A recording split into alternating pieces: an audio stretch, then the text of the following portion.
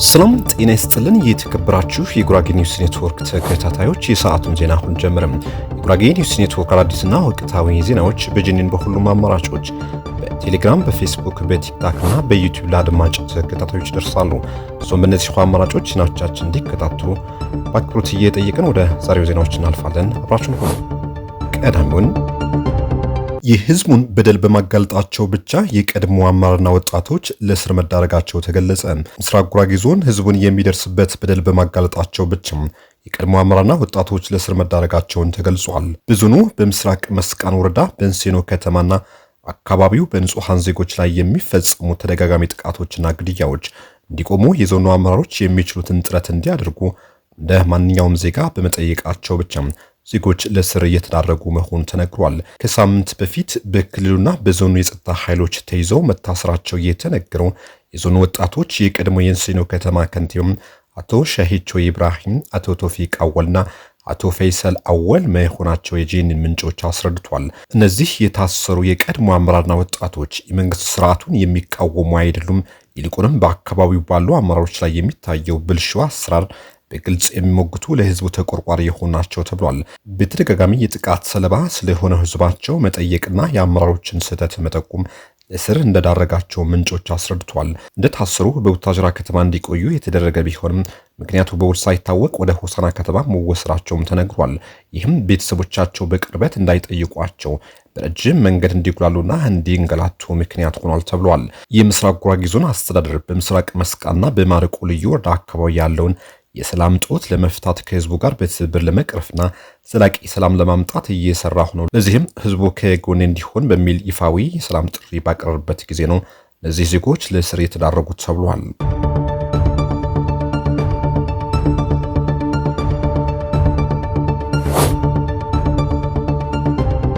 ፓርቲው መደበኛ ጉባኤውን ሊያደርግ መሆኑን አስታወቅም።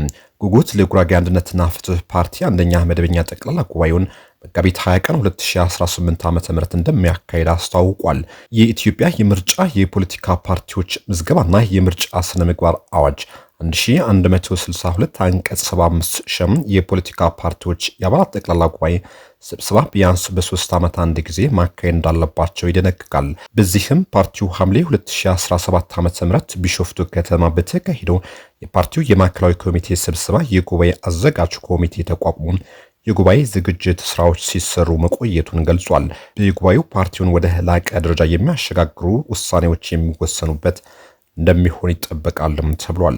ለመላ የፓርቲው አመራሮች፣ አባላትና ደጋፊዎች እንኳን ለአንደኛ መደበኛ ድርጅታዊ ጉባኤ በሰላም አደረሰን እንላለን ሲልም ፓርቲው መልእክቱን አስተላልፏል። ጉጉት ለጉራጌ አንድነትና ፍትህ ፓርቲ አንደኛ መደበኛ ጉባኤን የሚያደርገው ሀገሪቱ 7ኛው ሀገር አቀፍ ብሔራዊ ምርጫ ለማድረግ በተቃረበበት ጊዜ ላይ ነው። ለዚህም ፓርቲው በተለይም በጉራጌ ዞኖችና በአዲስ አበባ ከተማ ብርቱ ተፎካካሪ እጩዎች ለማቅረብ እየሰራ መሆኑንም ተገልጿል።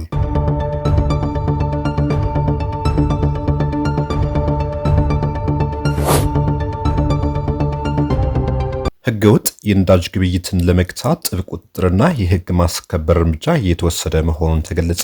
የማዕከላዊ ኢትዮጵያ ክልል ንግድና ገበያ ልማት ቢሮ የሚስተዋለውን ህገወጥ የነዳጅ ዝውውር ለመግታት የጀመራቸውን ጥብቅ የቁጥጥርና የህግ ማስከበር እርምጃ አጠናክሮ መቀጠሉን አስታውቋል። ቢሮ ከቀናት በፊት በጀመረው የህግ ማስከበር ዘመቻ በክልሉ በህገወጥ የነዳጅ ግብይት ላይ በተሰማሩ አካላት ላይ እርምጃ መወሰዱንም ገልጿል።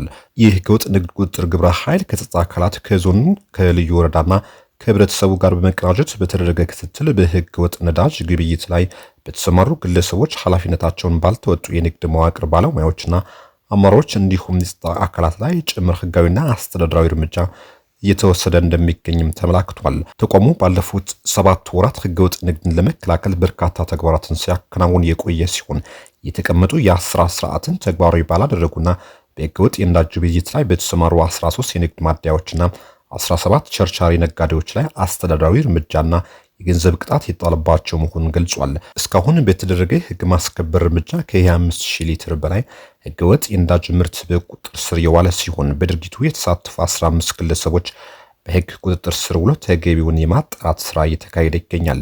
የሚቀርበውና የሚሰራጨው የነዳጅ ምርት ለታለመለት ዓላማ ብቻ እንዲውል ተገልጋዩ በቁጠባ እንዲጠቀምና ህገወጥ እንቅስቃሴዎች እንዳይከሰት ህብረተሰቡ የተለመደውን ትብብር እንዲያደርግም ቢሮው ጥሪ አቅርቧል። ይህ በእንዲህ እንዳለ በክልሉ የሚስተዋለው የነዳጅ እጥረት ምክንያት በዋናነት አመራሩ በህገ ወጥ ነዳጅ ዝውውርና ሽያጭ ላይ ስለሚሳተፍ ነው ተብሎም ከማህበረሰቡ ቅሬታ ይነሳበታል።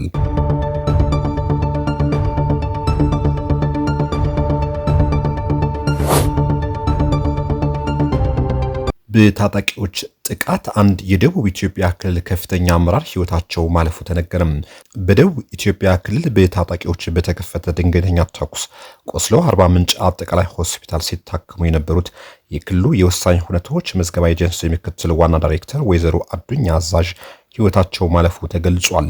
ኃላፊያ ወደ አርባ ምንጭ ከተማ በመጓዝ ላይ ያሉ በጋርዱላ ዞን ሆልቴና ሾላ አካባቢ በታጣቂ ኃይሎች ድንገተኛ ተኩስ ተከፍቶባቸዋል። በጥቃቱ ክፉኛ ተመትተው ወደ አርባ ምንጭ አጠቃላይ ሆስፒታል የተወሰዱ ሲሆን ረጅም ሰዓታት የፈጀ ቀዶ ጥገና ቢደረግላቸውም ህይወታቸው ማዳን አልተቻለም። ከአርባ ምንጭ እስከ ጋቶ ያለው የፌዴራል መንገድ በተለይም በጋርዱላ ዞን የሚያልፈው ክፍል የታጠቁ ኃይሎች ተሽከርካሪዎች የሚያስቆሙበት፣ ዝርፋ የሚፈጽሙበትና በሰላማዊ ዜጎች ላይ ተኩስ በመክፈት የሚገድሉበትና አካል ጉዳት የሚያደርሱበት መንገድ ሆኗል ተብሏል። ከዚህ ቀደም በተደጋጋሚ በአካባቢው በተፈጸሙ ጥቃቶች ላይ በተሳተፉ ወንጀለኞች ላይ በክልሉ መንግስት ተገቢ እርምጃ አለመወሰዱ እንዲያውም የተያዙ ወንጀለኞች በጥቅምት ስር ወዲያውኑ ነጻ ተብለው እንዲለቀቁ መደረጉ ወንጀለኞቹ ይበልጥ እንዲዳፈሩና ጥቃታቸው እንዲያባብሱ አድርጓቸዋል። መንግስት የዜጎች ደህንነት የመጠበቅ ቀዳሚ ኃላፊነት እንዲወጣም በአካባቢው የሚንቀሳቀሱ የታጠቁ ኃይሎች በአስቸኳይ እንዲቆጣጠር የአካባቢው ነዋሪዎች እያሳሰቡ ይገኛሉ ተብሏል።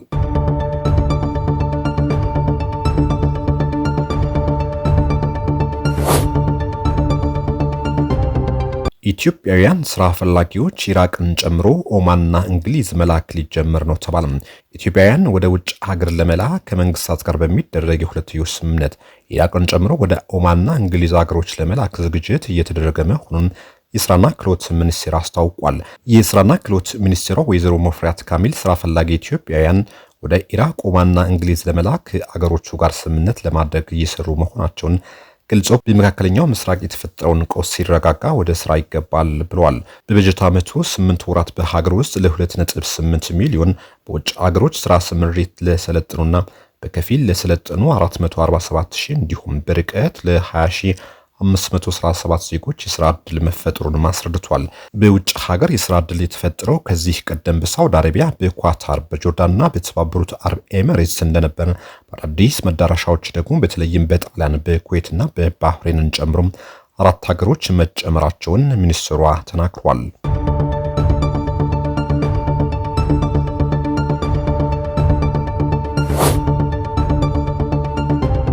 አሜሪካና እስራኤል በኢራን ላይ ጥቃት ከሰነዘሩ በኋላ ከትራምፕ ጋር ግንኙነት አድርገው እንደማያውቁ የተባበሩት መንግስታት ድርጅት ዋና ጸሐፊ አንቶኒዮ ጉተሬዝ ገለጹ። አንቶኒዮ ጉተሬዝ በዩኤስ ፕሬዝዳንት ብቻ የሚመሩ አካሄዶች በአሁኑ ወቅት ያሉትን አስከፊ ችግሮች ለመፍታት ውጤታማ መንገድ አይደሉም ሲሉም አስጠንቅቋል። ጉተሬዝ ለፖለቲኮ የዜና ወኪል በሰጡት ቃለ ምልልስ አሁን እየተከናወኑ ያሉ ሌሎች ነገሮች በሙሉ የፕሬዝዳንት ትራምፕ የግል ፕሮጀክቶች እንደሆኑና ፕሬዝዳንቱ በሁሉም ነገር ላይ ሙሉ ቁጥጥር እንዳላቸው ገልጿል።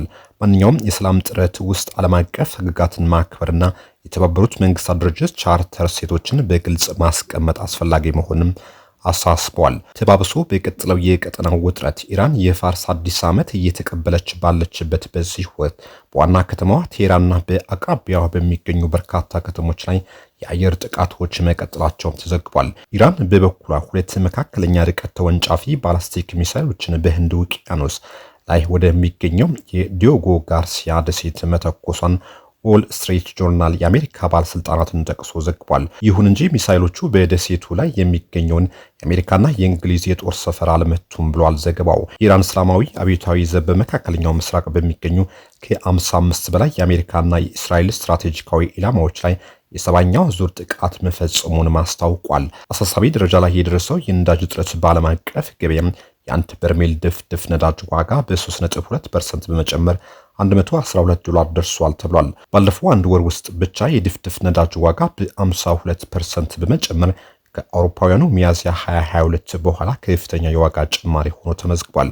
ከመጋቢት 2 ጀምሮ ለመጀመሪያ ጊዜ አንዲት የግሪክ የጭነት መርከብ የክትትል መቆጣጠሪያዋን በማብራት የሆርሙዝ ሰርጥ በሰላም ማለፏ ተገልጿል። ይህ በዘርፉ ትልቅ ትኩረት ያገኘ ክስተትም ነው ተብሏል። ኢራን በበኩሏ በሆርሙዝ ሰርጥ አቅራቢያ የሚገኝ በኢራን ቁጥጥር ስር ያሉ ደሴቶች በድጋሚ ጥቃት የሚሰነዝርባቸው ከሆነ በተባበሩት አረብ ኤሚሬትስ ራስ አልካማሃይ የወደብ ከተማ ላይ ጥቃት እንደምትሰነዝር አስጠንቅቃለች። ኢራን በጎረቤት ሀገራት የአሜሪካ ወታደሮች ሰፍሯል በሚል ምክንያት በተከታታይ የሚሳኤልና የድሮን ጥቃቶችን በባህረ ሰላጤ ሀገራት ላይ ስትሰነዝር መቆይቷ ይታወሳል። ይህ ጥቃት በቀጠናው ያለው ወታደራዊ ውጥረት ይበልጥ የሚያባብስ ሲሆን ሳውዲ አረቢያ የአየር መከላከያ ስርዓቷን በከፍተኛ ንቃት ላይ ማድረጓን ገልጻለች። ሀገሪቱ እስራኤል በሱሪያ ላይ በፈጸመችው አዲስ ጥቃት ግልጽ ጥሰት በማለት ድርጊቱን በጽኑ እንደምታወግዝ ገልጻለች። እስራኤል በደቡባዊ ቤይሩት ጨምሮ በተለያዩ የሊባኖስ አካባቢዎች ላይ ጥቃት ስትሰነዝር ነዋሪዎች አካባቢውን እንዲለቁ አዲስ አስገዳጅ ትዕዛዝ አስተላልፋለች።